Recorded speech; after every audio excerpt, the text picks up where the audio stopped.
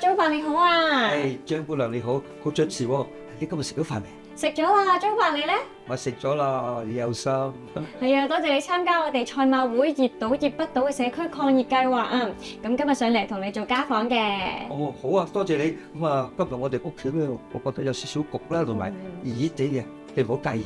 唔緊要，出面真係有少少熱㗎今日。不過咧，我哋上嚟家訪就係想了解下你嘅居住環境啊嘛。嗱，不如咁啦，依家同你做翻少少檢查先，之後再慢慢同你傾好冇？哦，係咪量下血壓嗰啲咁啊？係啦，唔該晒。唔使客氣。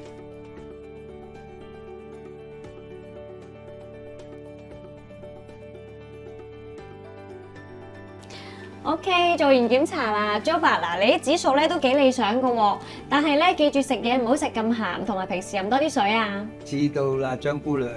不過咧呢度有樣嘢要留意，就係你屋企呢個環境都真係有少少熱啊，要留意小心唔好熱親喎。哎呀，我今日聽收音機講話28度咋，熱到咁樣炸炸，溫度多啲嘛？呢度唔止28度啊。啊，唔止28度啊？嗱，Joba你攞個溫度計俾我啊。OK。哇！你睇下，而家你屋企咧係有成31度㗎，濕度係83%喎。好多時候咧，因為家居嘅室內環境影響啦，同埋少少唔同地區嘅偏差，收音機講嘅同你屋企嘅溫度未必係一樣㗎。原來比收音機講仲熱多2-3度，哇！唔怪之咁辛苦啦我。所以平時喺屋企咧要學識點樣睇溫度計啦。嗱，呢個就係溫度啦，呢個就係濕度。我個仔仔啊，買呢個溫度計俾我，到而家我都未俾你睇過啊！如果睇到室內溫度過高咧，就要留意下啦。室內溫度咧最好保持喺28度或以下啦，濕度咧就係70%或以下，涼爽啲咁就冇咁容易中暑啦。28度70%濕度，好，我記住先。好啊，Joba，你頭先填問卷嘅時候咧，你話你有長期食藥嘅喎，可唔可以俾我睇下？好。咧就係呢啲藥啦，呢個咧控制血壓藥啦，呢個控制心臟嘅藥啦，同埋呢個控制血糖藥啦。明白。好啦，嗱 ，Joba，首先咧，你啲藥係唔應該擺喺窗台嗰度曬住先㗎。你睇下，佢寫咗咧要存放於攝氏25度或以下㗎。咁所以咧咁樣曬住啲藥咧真係唔合適㗎。嗰啲字咁細啊，我真係冇懷疑到添啊！如果點算啊？喺儲存大多數口服藥物嘅時候，例如藥丸、藥水等等，我哋一般會建議最理想係根據翻藥物標籤上註明嘅建議儲存溫度範圍，例如喺25度以下。並且將藥物放置喺一個陰涼而且乾爽嘅地方，避免藥物直接受熱同受光線嘅照射，以防藥物因為潮濕同高溫而變壞。如果藥物被配發喺透光嘅藥袋或者容器嘅話，請記得避開光線儲存啊！可以考慮放喺一啲櫃桶或者一啲嘅儲物櫃入面。記住啦，避光、避濕、避高溫係藥品存放嘅重要原則。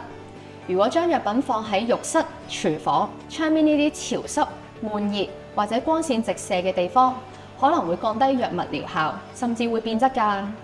所以記住啦，啲藥要放喺避光、避濕、避高溫，同埋要放喺一啲陰涼乾爽嘅地方啊！唔怪之我聽嗰個老人中心嘅陳伯講啦，佢啲藥物放喺月餅盒裏邊㗎。咦，唔係喎，Joba，你啲藥嘅到期日咧係寫住舊年10月㗎噃，已經過晒期㗎啦。我過咗3幾個月嘅啫，我諗食咗冇乜事㗎。好多老友記可能會因為藥物處方嘅改變，又或者想留啲藥看門口等等嘅原因，而囤積咗大量嘅藥物。儲存咗過期或者剩餘嘅藥物，可能會導致意外誤服，帶來健康風險。另外，藥物過期後，亦都可能令到藥物嘅效力降低㗎。而有啲老友記以為藥物同食物一樣，雪住佢就可以保存耐啲，其實唔係㗎。藥物並唔會因為冷藏而延長有效期，所以記得必須跟足藥物標籤上嘅指示去服用，過期藥物就記得掉咗佢啦。如果想安全咁處理或者棄置一啲過咗期同埋未使用過嘅藥物，可以留意一下社區內嘅藥物回收計劃添。咦？即係話啲藥會變質，咁真係點啊？所以我哋食藥之前咧，一定要留意翻啲藥物有冇變色啦、變味啦，甚至黐入粒，或者會有一啲發毛嘅狀況㗎。咁呢啲咧都係變質嘅情況，就唔可以再食㗎啦。係咁啊！真係好多謝阿張姑娘，你今日嚟探訪我，教識咗我咁多嘢，我好開心。咁我哋而家睇完藥物啦，我哋而家睇食物啦。食物啊？哦，租伯，你個雪櫃咁樣唔得噶喎。啲食物咧擺下，越擺越多，咁我感覺個雪櫃咧唔係幾凍啊，所以我唔擺咁多嘢入去咯。有啲藥物標籤上會清楚註明藥物係需要冷藏，保存喺25或者30度或以下。如果要放呢類藥物入雪櫃，都應該放喺雪櫃較入嘅位置，而避免放喺雪櫃門架或者近門嘅位置。因為雪櫃門經常開開閂閂，好難確保一個穩定嘅儲存溫度，所以放喺雪櫃較入嘅位置先可以保持到藥物品質良好㗎。常見需要冷藏於2至8度嘅藥物，舉例有抗生素藥水、未開封嘅胰島素、生物製劑、眼藥水等等。呢啲藥物需要冷藏，係為咗保持藥物嘅穩定性，防止藥物變質而減低或者失去藥效。記得放喺冷藏格，即係0至4度嘅位置，而唔好放喺冰格，即係0度以下嘅位置啊。儲存藥物嘅時候，大家記得仔細閱讀藥物標籤。如果有咩唔肯定嘅話，記得諮詢醫護人員同埋藥劑師嘅意見，確保用藥安全啊。